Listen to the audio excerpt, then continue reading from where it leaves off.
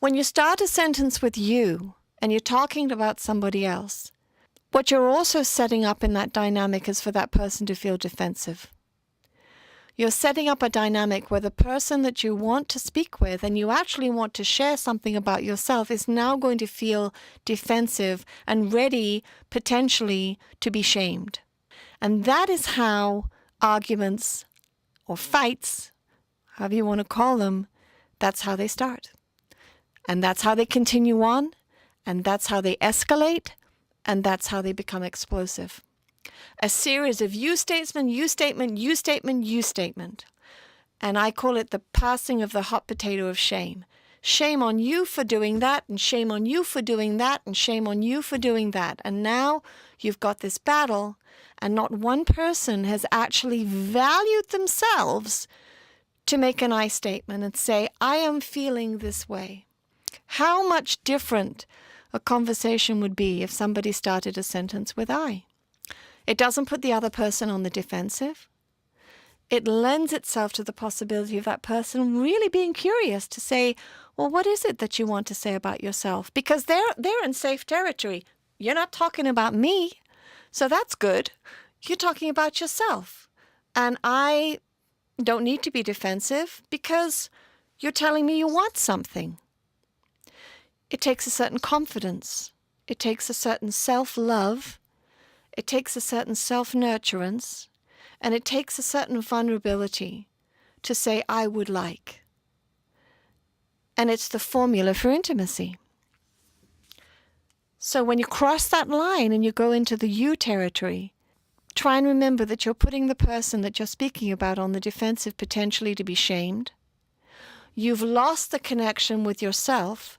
You've stopped valuing yourself, and you're potentially going to devalue the person that you're talking about. So that in itself is like formula number one. Second part that I want to talk about is what you want to talk about. So part one, speak about yourself.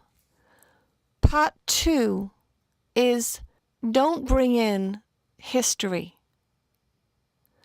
Bring in the specific situation that you want to talk about that happened that day.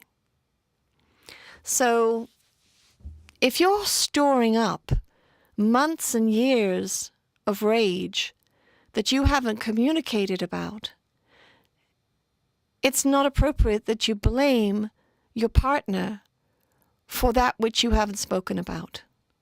And it's not fair in a relationship to bring up years of history of something you've been holding on to.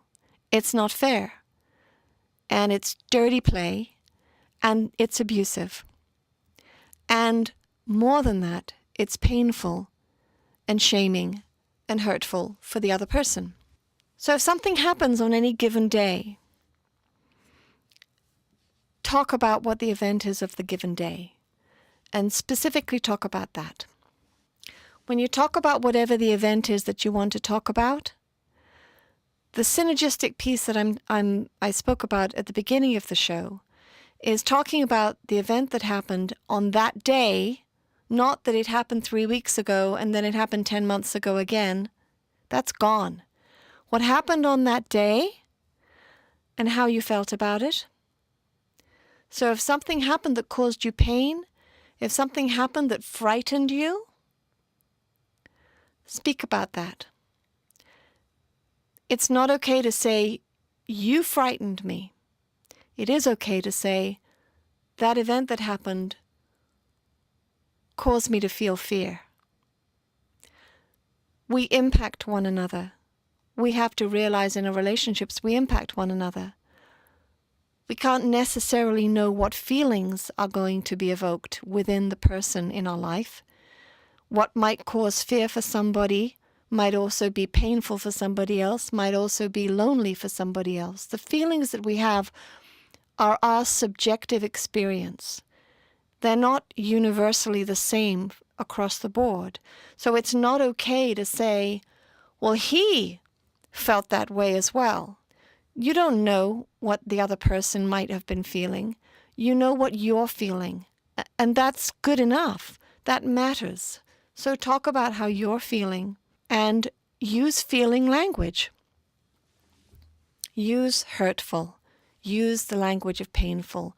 Use the language of scary. If you notice the part of you feeling constricted or feeling that it's unacceptable for you to use emotional language, I want you to remember that there's a strong chance that that's a historical feeling that's coming up for you from your past, where a voice has said to you as a child, suck it up, you shouldn't feel that way, pull yourself together, you're a crybaby, don't be so wimpy, I don't want to know about how you feel. All of those voices may cause you to feel constriction in your body when you take the risk to express an emotion. If you want to have an intimate life and you want to be close to the person that you love, it's very important to express feelings. I know that there's a whole school of thought out there that thinks that what I'm talking about is touchy-feely, and I've heard that language before, and what I can say to you is touchy-feely doesn't address emotions. I have heard so many people in my practice say to me, it felt like it was just too hard to tell him. I've heard somebody say that to me in my practice. When I say, could you tell me how you feel? There's this shaming component that gets involved, which is, oh, I don't want to talk about, touchy-feely stuff. I've yet to this day heard people organically talk about their feelings. They don't. They intellectualize emotions, and that's not talking about a feeling. That's talking from the neck up.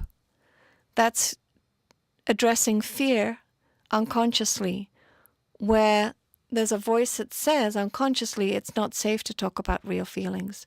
So most people are not touchy-feely. It's a myth. Most people don't talk about emotions, men or women.